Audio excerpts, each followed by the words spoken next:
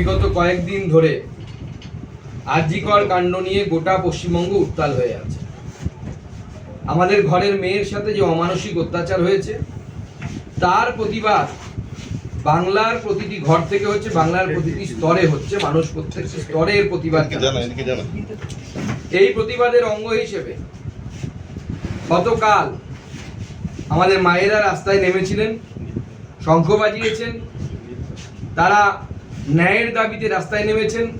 প্রায় 1.5টা নাগাদ দুষ্কৃতীদের একটি গ্রুপ, প্রায় 2-3 হাজার লোক প্ল্যানফুলি এই মেডিকেল কলেজের ভিতরে ঢুকে তাণ্ডব নৃত্য শুরু করে, মঞ্চ ভেঙে দেয়, মহিলাদের হোস্টেলে ঢুকে পড়ার চেষ্টা করে, লক্ষাধিক টাকার ওষুধপত্র নষ্ট করে দেয়।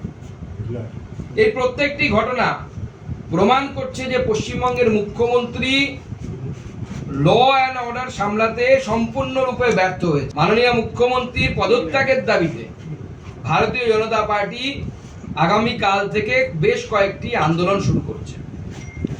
আগামীকাল 2টো থেকে প্রতি জেলায় জেলায় ভারতীয় জনতা পার্টি রাস্তা অবরোধ করবে এবং আমরা সাধারণ মানুষকে আমরা আহ্বান জানাচ্ছি 2টো থেকে 4টে এই 2 ঘন্টা আপনারাও আপনাদের কর্মস্থল, দোকান, বাজার 2 ঘন্টা প্রতীকী রূপে বন্ধ রাখুন।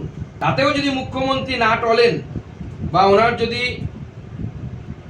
সম্বিত ফিরে না আসে, আমাদের মহিলা মোর্চা সর্বভারতীয় সভানেত্রী ভারতী আক্কা বা ভারতী দিদি তিনি আসছেন, তাকে তার নেতৃত্বে আমাদের মহিলা মোর্চা হাজরা মোড় থেকে মুখ্যমন্ত্রীর বাড়ি পর্যন্ত মিছিল করবে, মোমবাতি এবং মশাল মিছিল করবে।